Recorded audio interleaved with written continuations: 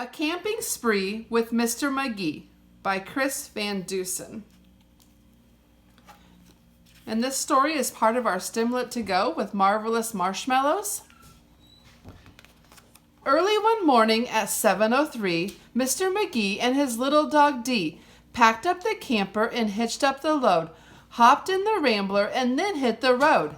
They drove to the mountains far from the sea for 2 nights of camping, or possibly 3.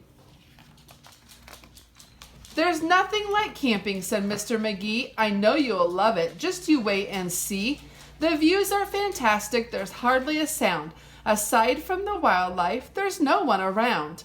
And the air is so sweet, you'll sleep like a log," said Mr. McGee and his small spotted dog.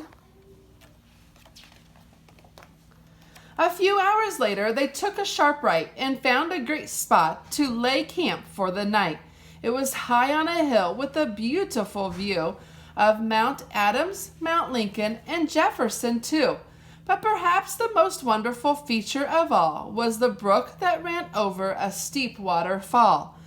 Dee gathered pine cones, branches, and logs. McGee made a campfire and cooked some hot dogs.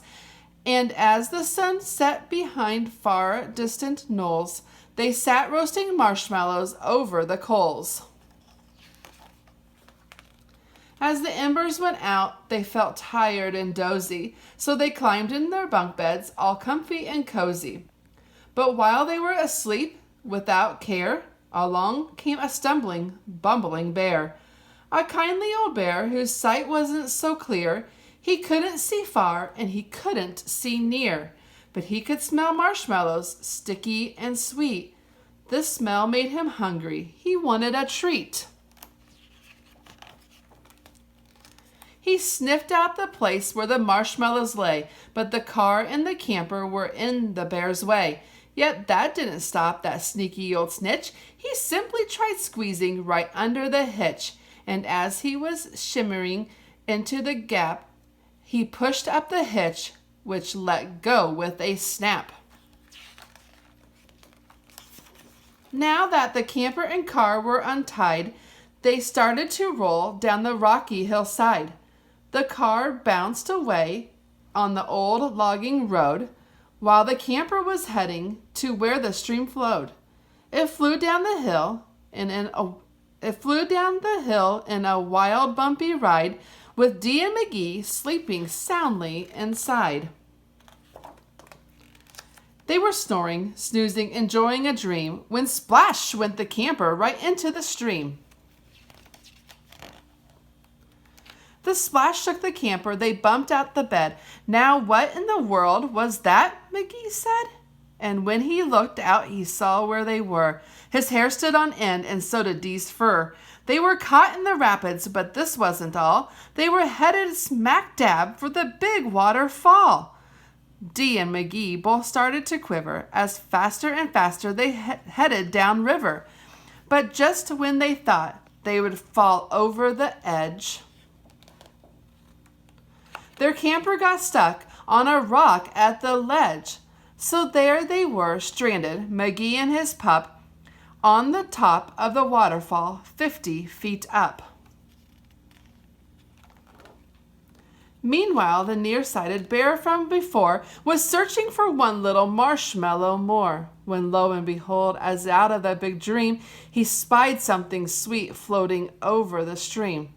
But what the bear thought was a marshmallow treat was really the hitch and not something to eat. So there's the hitch of that camper. Looked like a marshmallow to the bear.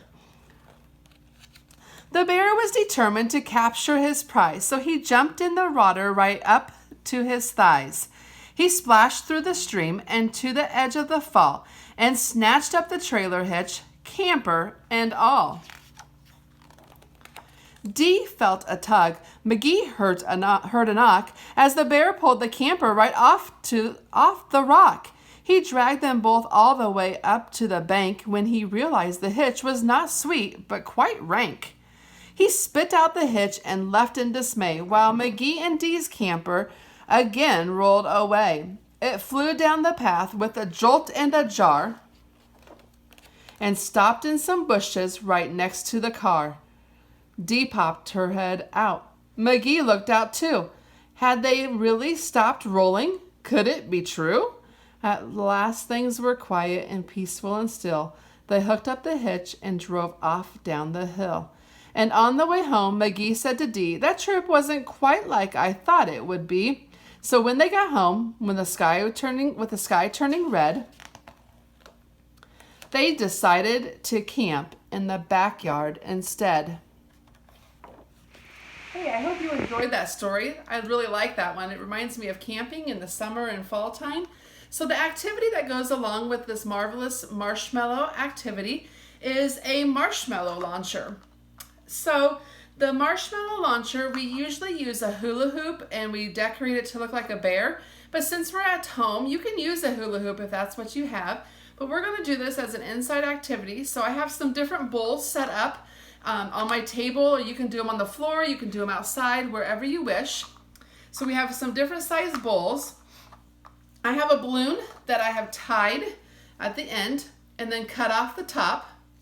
And then I have a cup, a plastic cup, that we have just cut off the bottom of the plastic cup.